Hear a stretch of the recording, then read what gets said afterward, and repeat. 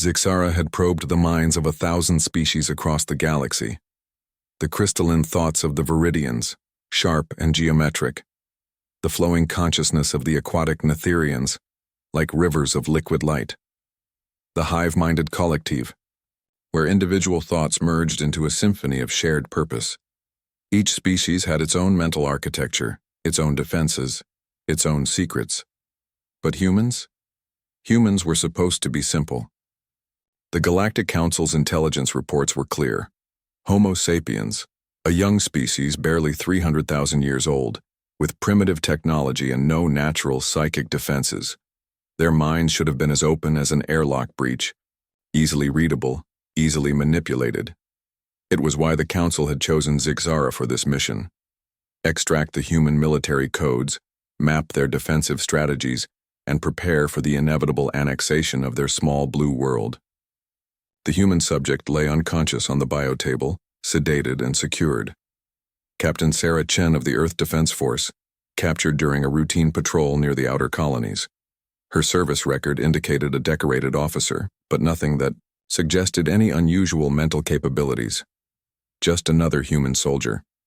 Zixara extended her consciousness, feeling the familiar tingle as her mind reached across the psychic void. Her species, the Scythec, had evolved beyond physical limitations. Millennia ago, pure thought given form, they existed primarily as energy patterns, only occasionally inhabiting the crystalline bodies that served as anchors to the material realm. The initial contact was unexpected. Instead of the anticipated gentle penetration into an undefended mind, Zixara met resistance. Not the deliberate barriers erected by trained psychics, but something far more chaotic and dangerous. The human's mind wasn't undefended, it was a storm. Memories crashed against her consciousness like asteroid fragments. The taste of her grandmother's apple pie mixed with the screaming of plasma cannons. The gentle touch of a lover's hand intertwined with the cold vacuum of space during a hull breach. Joy and terror, love and hatred, hope and despair, all existing simultaneously. Without filter or organization, Zixara pushed deeper, confident in her abilities. She had navigated worse mental storms. But as she progressed through the layers of Sarah's consciousness, the chaos only intensified. Every memory seemed connected to dozens of others, creating a web of associations that defied logical navigation. The human brain, she realized with growing alarm, didn't compartmentalize experiences the way other species did. Everything was linked. Everything influenced everything else. A childhood memory of falling from a tree connected to the fear she'd felt during her first space battle, which linked to her mother's death, which somehow circled back to her love of strawberry ice cream. The connections were impossible, illogical, and absolutely overwhelming. But worse than the chaos was what lurked beneath it. In the deepest recesses of the human mind, Zixara found something that made her crystalline form tremble. The shadow. Not darkness in the way her people understood it, an absence of light or thought, but something far more primal. It was every violent impulse, every moment of rage, every terrible thing humans were capable of, all bound together in a writhing mass of pure, unfiltered potential. And it was aware of her. The shadow didn't speak. It didn't need to. It communicated through raw emotion and savage imagery. It showed her what humans had done to each other throughout their violent history. Wars that consumed entire continents. Weapons that could crack planets. The systematic destruction of their own environment. And beneath it all, the terrible knowledge that every human carried this darkness within them, balanced precariously against an equally powerful capacity for love and creation. "You shouldn't have come here," the shadow whispered, without words. "This is not a place for crystalline purity." Zixara tried to retreat, but the human mind had become a labyrinth with shifting walls. Every path she took led deeper into the chaos. Sarah's memories began bleeding into her own consciousness. The taste of coffee, the feeling of rain on skin, the complex emotions surrounding the loss of a childhood pet, all foreign sensations that her species had never evolved to experience. But most disturbing was the creeping realization of what made humans truly dangerous. They weren't powerful because of technology or psychic abilities. They were dangerous because they were insane by galactic standards, and they had no idea. They lived every day balancing between creation and destruction, love and hate, hope and despair, and somehow, impossibly, they not only functioned, but thrived. Every human was a walking contradiction, a fusion of angel and demon that shouldn't be possible.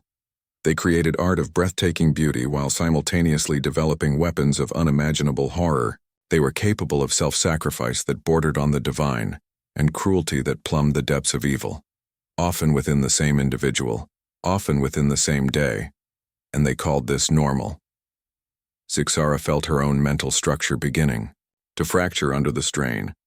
The ordered thoughts of her crystalline existence couldn't process the fundamental chaos that was human consciousness. She was dissolving, her energy pattern becoming scattered across the hurricane of Sarah's mind. In desperation, she reached for the one thing that might save her, the human's own emotional core.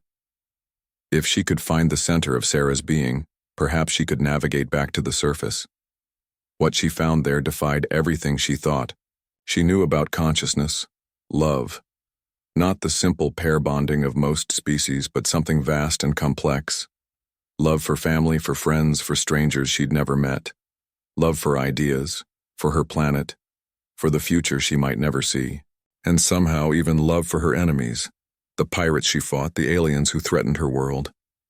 It was irrational, contradictory, and absolutely unshakable. Using this emotional anchor, Zixara finally found her way back to the surface. She broke contact with Sarah's mind and collapsed into her crystalline shell, her entire being shaking with the aftershock of the experience. When the other Scythec interrogators arrived, they found Zixara in a state of near catatonic shock. It took 3 days before she could form coherent thoughts again, and another week before she could speak of what she'd experienced. Her report to the Galactic Council was brief and disturbing. Recommendation: immediate cessation of all hostile activities toward the human species. They are not what we thought they were. They are not primitives to be conquered. They are barely contained chaos given form, and if we threaten them sufficiently, that chaos will be directed toward us.